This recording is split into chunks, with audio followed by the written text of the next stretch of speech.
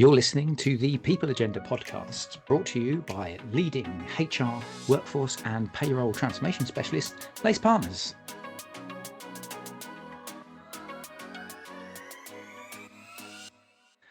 Good morning, good afternoon and good evening, and welcome to the latest People Agenda podcast. It's me, Chris Howard from Lace Partners. Thank you as always for joining us. And today we have another one of our fabulous series, our spin-off series, which is called What is a CPO? The brainchild of the magnificent Debbie Mitchell. Debbie, you all right? I'm very good, thank you. Brainchild's a big word. I know. Yeah. I'm really on it today. Yeah, really. And today we're going to talk to another CPO, but a CPO with a slight difference, but we're going to leave that hanging in the air. When we get to that, the specifics around that, it's Neil Morrison, who is the CPO of Severn Trent. Neil, how are you doing? You all right? Yeah, I'm very well, thank you. Thank you for having me. It's great to have you on, and I'm quite interested into getting into this for the reasons that I'm teasing, particularly around maybe blending of job functions. That's just the teaser I'm gonna leave for now, because I think we should probably get into a little bit of maybe you do an intro about yourself and your background, and then Debbie, you can set the frame. You can do the killer question. Yeah, crikey. I've been in the HR world for the best part of 30 years now, a whole range of different organisations. It's been what I've done since I started work, really. Graduated in psychology, and then three main chunks, one in retail, really brilliant grounding for anyone going into the profession. I think retail is just phenomenal. A big period of time in media and publishing. And then the last part of my career in utilities at Severn Trent. So three very different sectors, but all with brilliant sort of people at the heart of it. Great, thank you. I think where we love to start is just the killer question of, to you, what is a CPO? So I think if I articulated to anyone what is HR, I would say it's about helping individuals, teams and the organisation to perform to the best of its capabilities.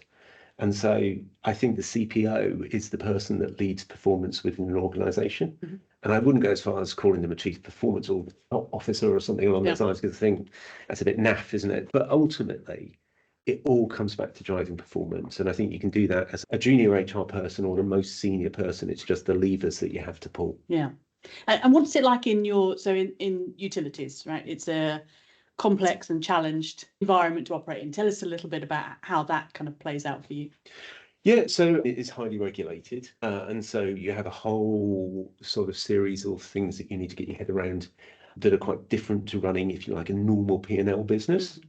Obviously, the water sector, there's a big reputational issue and focus on that as well. And so when you're thinking about performance, you've got to perform within a regulatory environment. You've got to think about, culture in terms of the reputation and the external perception as well as the internal. But ultimately, it comes down to, have you got great people with clear objectives, the right tools, the right skills, and the right organisation to deliver? And that's the same in pretty much every organisation. It's really simple when you bottle it down. Right. But tell us a bit about what are some of your big challenges in that kind of environment.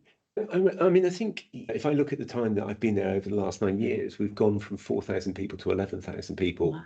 So we've gone through quite significant growth through a lot of strategic insourcing. So bringing people into the Severn Trent family, because we believe that we can drive their performance better by being better employers, clearer focus, making them feel part of something bigger. So that's definitely been a challenge over that period of time, is growing to that extent. Our regulatory targets, our performance, the bar gets raised every single year, and we want to be the best performer. We regard ourselves as the best performer. So to do that, you've constantly got to be thinking about the next move, the next position, the next drive, the next initiative, and how you go. And you're doing that, as I say, in an environment where you are in the public eye. Yeah. And so when your performance isn't where you want it to be, it's pointed out to you pretty quickly. And because customers don't have a choice about who they use, they have very strong views on what they expect. And that's absolutely right, they should do. Yeah.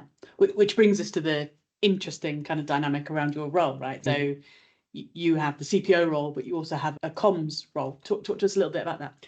Yeah, I look after the whole of the communications function. So everything from the press office, marketing teams, media teams, the internal comms teams. We've got teams that, one of the things we do that is we dig up the place a lot. People will get frustrated because Their roads are maybe diverted, because we're replacing the infrastructure. We have communication teams that are managing that. But also I have the joy of looking after our social impact work, which we're very passionate about, and our wonderful visitor centres. So if you go to one of our reservoirs and you're spending your day there, the rangers that have looked after that site are all part of my team as well. Can I ask a quick question then around how that's changed? Because obviously you didn't walk into that role with that dual hats, if you like. How has that role changed for you? What's been some of the biggest challenges, or what's been some of the biggest positive plus points that you've taken away from it? Yeah, so I took the remit on in 2020. So actually a few weeks just before the pandemic and lockdown, which kind of was a little bit unfortunate timing for that. And that was simply one of our exco left. They had a portfolio. Some of the portfolio came to me and I picked that up. I'd managed it before. So the pandemic was definitely a challenge in terms of comms. But I think more so, if I look at the last 3 to 4 years, some of the challenges we've seen in terms of reputation, a lot of the spotlight that's been shone on the sector and how you differentiate were quite unusual in that you wouldn't say all retailers are like this or all banks are like this, but the water sector does get lumped together and it's not the same. There's lots of differential in terms of performance. And so that's been a real challenge to do that and to drive trust within our communities. And we're seeing some really strong indications of performance massively improving and getting back to the levels that we saw back in 2017, 2018, 2019. So that's a really nice kind of reflection of the work I think we've been doing in that space. But it's very similar in a strange way to the HR world, but it's also very different in that you're talking about storytelling, you're talking about narratives, you're talking about how you win hearts and minds, whether that's internally or externally. But it does have a bit more hurly-burly and in the trenches, particularly with the press side of it, where often you are on very short deadlines. You've got to try and find your best possible lines very quickly and present journalists with facts, data and evidence that they haven't seen in order to try and influence and win people over. And that's quite fun, if I'm totally honest. And lots of variety there as well. I'm really interested in this idea because around this kind of merging of functions. We've seen there's been some stuff in the press. I can't remember the pharma company, but there was a pharma Moderna, that's it, with the CPO taking on also almost the CIO role. Do you think that, and again, every business is different, and you guys have gone down like a people comms route, they've gone down a people and IT route. Do you see this happening more and more across other types of businesses in other sectors? Do you think this is more of a direction of travel for the people function, or is it very much case by case? Obviously for you guys it works in that way, for Moderna it works in that way, because it's quite an interesting one, because I spoke to a CPO who will get on in a few weeks' time, who also has taken on the comms role, that's in like holiday park type environment. So I'm quite interested to get your view from that perspective. Is that the future, this merging? So I think I've seen this throughout my career. So I've seen it, there was a big debate about marketing and HR, whether marketing and HR should come together around employer branding.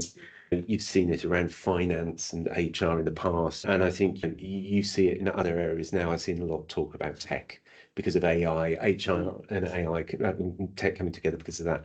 I actually think as an exec member, you go where you're needed and you go where you can add the most value. And you shouldn't be thinking about swim lanes at all. You should just be thinking about what's the business imperative? What can I do to drive better performance? And what are my skills that I can bring for that?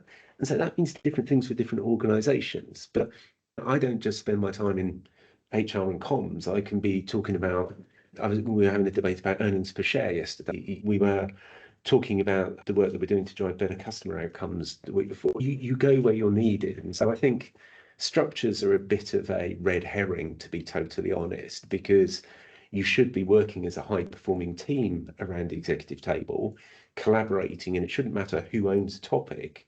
It should be just who can drive performance. Yeah, it's interesting because in one of the early episodes of this podcast, we had somebody on who talked about the CPO is the leader of an enterprise. They've also got a function, right? But the first and foremost is, to your point, I'm at the top table, I'm leading this business, and therefore I do what I need to do to lead this business according to where my skill set lies or where my thinking might take us. It's a broader kind of scope. And I think it's something we talk about a lot, is the commerciality of the CPO, and that need to be really business driven, not functionally driven, but business driven. So it's an interesting kind of reflection to that.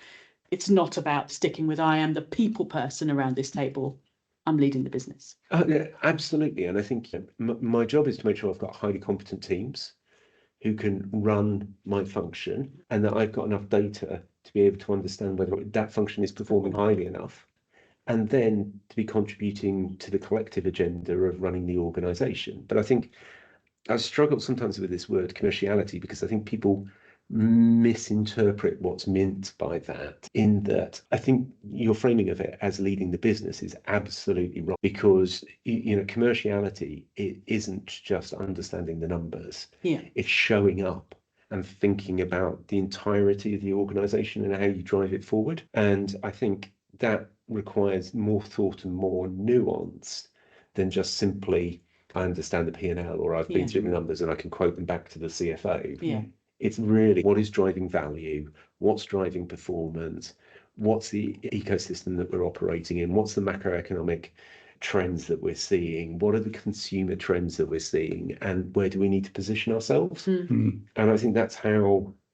every executive committee member should operate, regardless of their functional background. Yeah, it's almost like we're a team that's here to problem solve within our business, and or problems, or find solutions that will direct the business in the right way, in which we can experience more growth and be better for our customers, and et cetera, like that.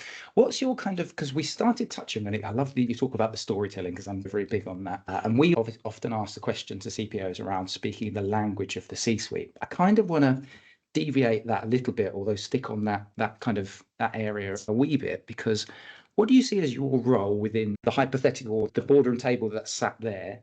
And I'm a big football fan. I like structures, and you've got centre halves, you've got midfielders, you've got attackers, all come together in a cohesive unit. The team that wins the Premier League. Well, let's sort of speak about Arsenal at this stage of recording. But what do you see as your role within that boardroom? What's your kind of special powers that you bring to the table? So it comes back to what I was saying around performance. Yeah.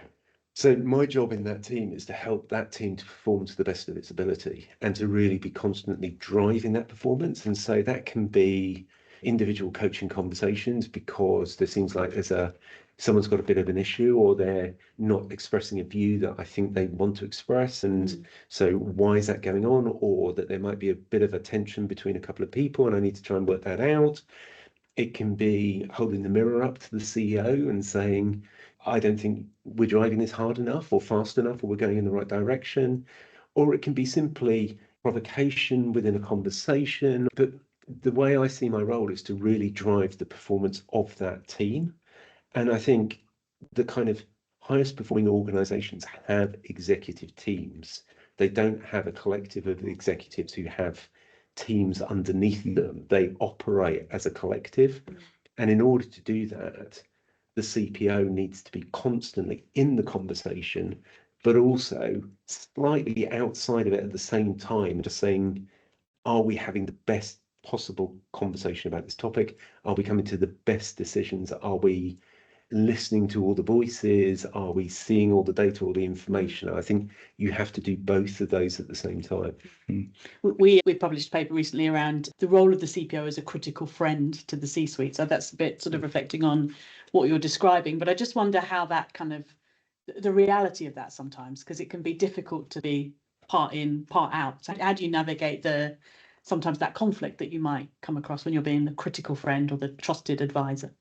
And I think it comes down to trust. So you have to build the trust that people take your contributions with the intent that you are looking to land, rather than thinking that you are critiquing, or you're complicating things, or you're trying to slow things down. And I think that's getting high trust around that table is really important for everyone to be a critical friend, because I need other people to be on things that I'm talking about. It can't just be one directional. And I think when you can get that trust, then it allows people to ask questions without it feeling adversarial or confrontational, but instead the intent is, I want this to be better. And I think building that trust is essential. And then the other thing is just thinking about your own personal impact on situations, recognizing when it's helpful to contribute and when it isn't helpful to contribute, recognizing when it's helpful to be reflective and actually when it isn't helpful to be reflective. And that's about the kind of cadence and feeling that you get within a team as well. Yeah. And understanding the individuals and what they need. Yeah. And then you can be effective in doing that role. There's a lot of EQ in that, right? It's and I think you have to, it's one of the roles where you have to have high EQ and high IQ. Yeah. And in order to be really business focused and really focused on driving the outcomes, you need to understand how the business operates. And so you've got to spend the time properly seeking to understand it. And then it's the unwritten rules and the culture and the emotion. You've got to understand all of that as well, so that you can put the two things together and understand how you get the perfect match. Yeah. And around that table, speaking more broadly than necessarily in your current role, where do you think are the most critical relationships for a CPO to build? Yeah, it's hard to put a hierarchy. Definitely the CEO. I think I can't do my job effectively if I don't have the total trust of the CEO and a really good relationship. They've got to empower me to say things to them that nobody else would say to them in the organisation. And so that relationship is absolutely critical. I think traditionally we've often talked about the triumvirate of CFO, CEO and CPO. And I do think that's true.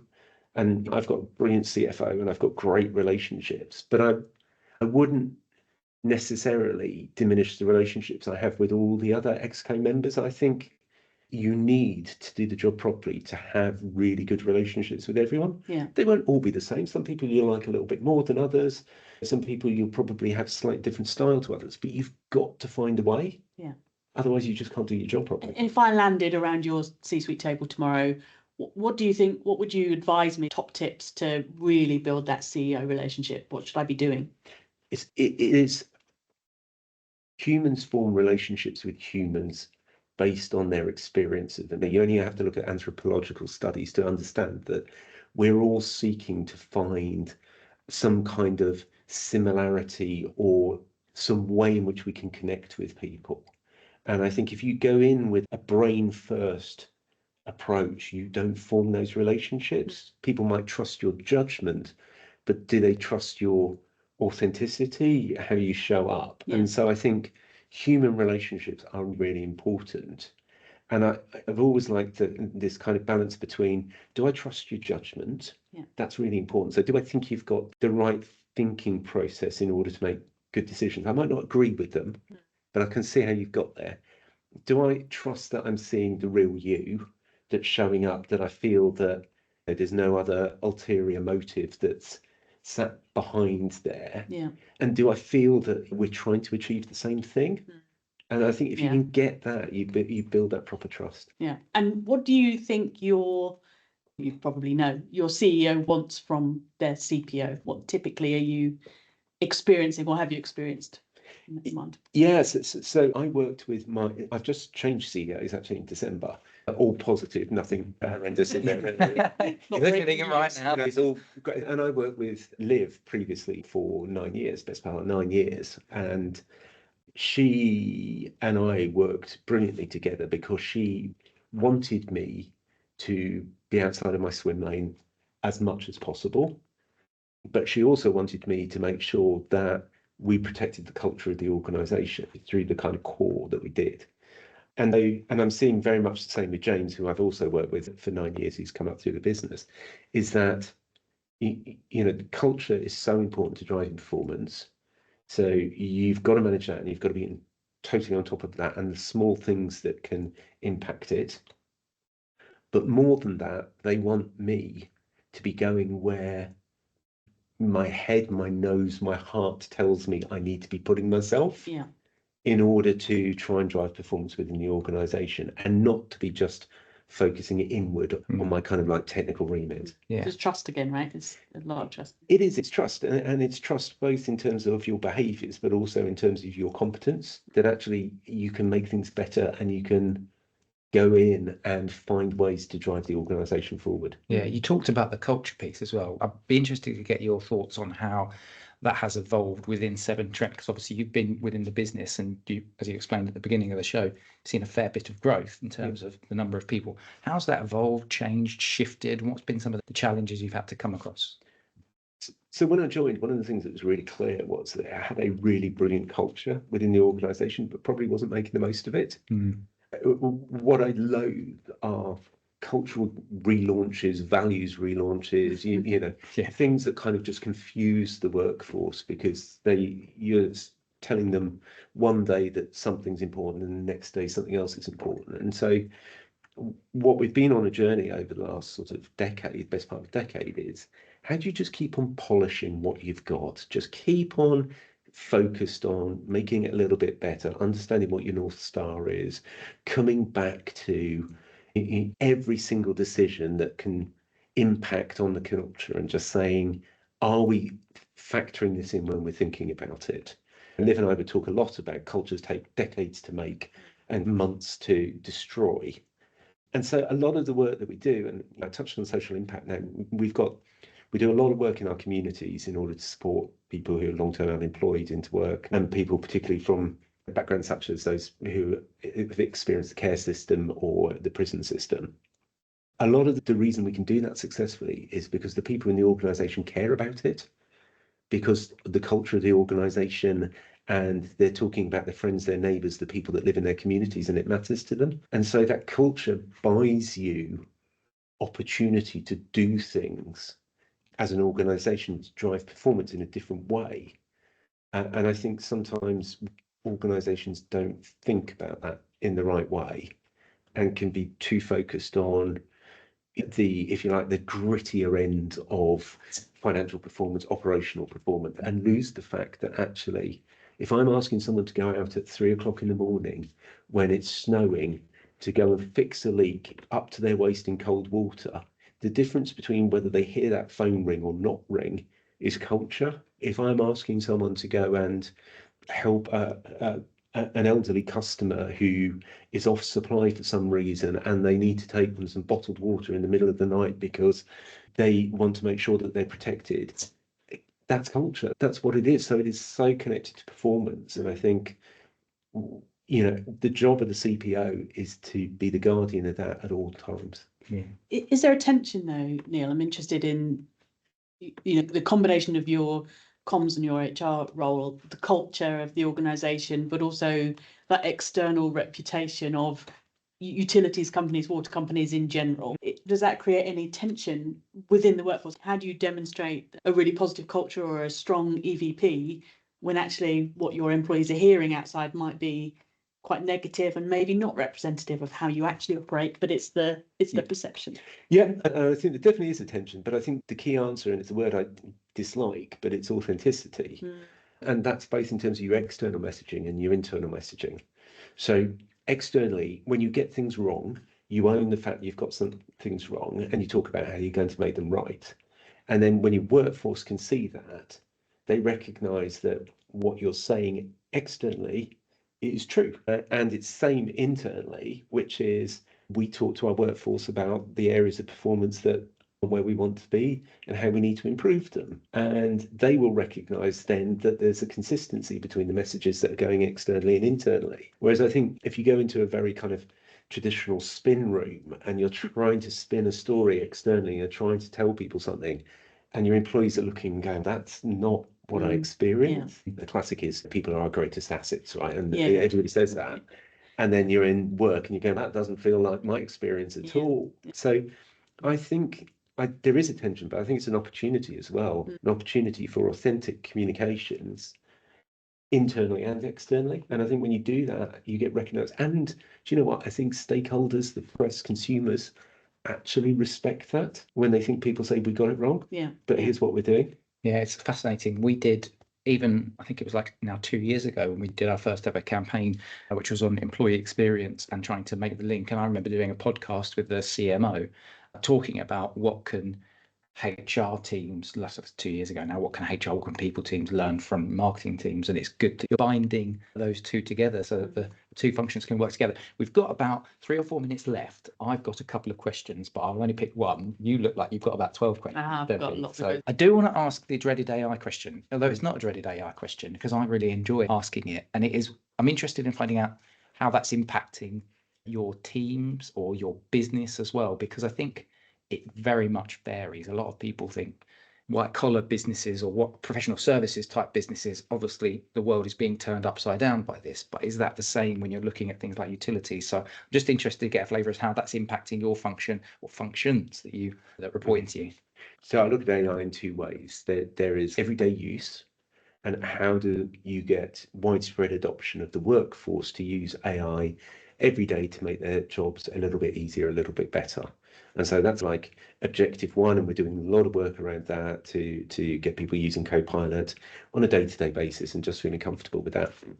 Then you've got, specific business challenges where AI can be deployed, and it's maybe not necessarily the kind of more recognized uses or more recognized brands of AI that you can use in order to drive the business forward. So things like designing engineering sites. So AI can play a brilliant role in terms of speeding up and looking at optimization of a site for a particular construction, or in our contact centers. So working with the call handler, listening to the call, bringing up the policies that they need as they do, bringing up the customer history, etc., etc. So we're looking at it in both ways of what are the kind of things you can supercharge and what are the ways in which you get widespread adoption. But I think the key is doing it mindfully of the job and the work and the employees and what they get from it, as well as what the organization gets from it. I think if you can do that's the kind of nirvana. Yeah. Do you want to ask your question? I've got two. Go on, go for I'll it. try and get two in. We've touched on business success, business performance, but you and I have talked separately about, is it a business strategy? Is it a people strategy? Is it an HR strategy? Give us your... There's a business strategy. That is it. Full stop. That's it.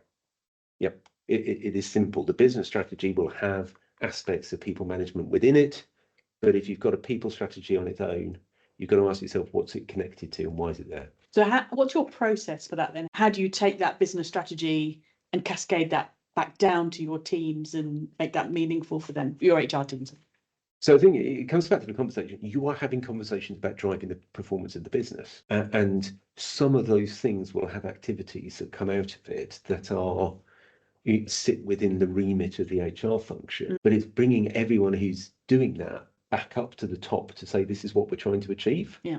So you're not just doing a thing because we want it, you're doing it because it's driving this outcome. Yeah.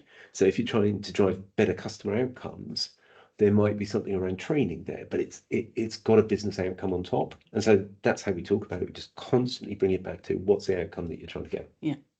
And that connects into tenuously my final question, which is around, we talked earlier as well about commerciality, the need for an HR function to be commercial, and you challenged me on whether commerciality is the right word. So talk a little bit about that, because it's connected to that business outcomes part, right? So this comes back to almost the point we started at, which is around performance. I want my team every day, every single one of them, wherever they want, to be coming in and saying, how can I drive the performance of this organization today? What is it that I can do to make us perform better, to go a little bit faster, to go a little bit more efficiently or more productively? And everybody can do that. And I think that's what proper commerciality is about. And, if you can take a process and you can look at it and say, actually, if I take this stage and that stage out and I slim this down, I can give 40,000 hours back to the business. That's what real commerciality is. It's about constantly looking at your influence in making the boat ultimately go faster. And that's what I want everyone to do. Yeah. What a lovely way to bookend today's podcast. Neil, it's been absolutely amazing having you on, talking about the role that you do and how that's evolved and things like that. I've got one final question before we wrap up, which is, what does your job look like in 2, 3, 4, 5 years time? How do you think the function is evolving? So I've been doing this 30 years now, and every prediction that's been made in those 30 years has failed. So you're not going to give one. So I'm not going to tell you what I think. Do you know what? I think if you come back to this point about performance, and if that's your North Star, then it doesn't change very much. The things that you might be doing in there might be slightly different, and the technology might be slightly different, and the macroeconomic environment might be slightly different. But if your core focus is on driving organisational performance, that won't change. And I think that's why that message should be given to every single person coming through any CIPD qualification. That is what you do, and go do that, and then we'll have a better economy. Yeah, focusing on that performance part. Neil, amazing to have you on today. Thank you very much for joining us. Thank you. It's been an absolute pleasure. Debbie, co-host, thank you very much. Thank you very much. Thank you, Neil. Hopefully you've enjoyed this podcast as much as we have enjoyed recording it. You can connect with any of us on LinkedIn. We'll put that into the show notes, all of the different LinkedIn connections. But from myself, from Debbie and from Neil, thank you very much for listening, and we'll catch you next time on The People Agenda. Bye-bye.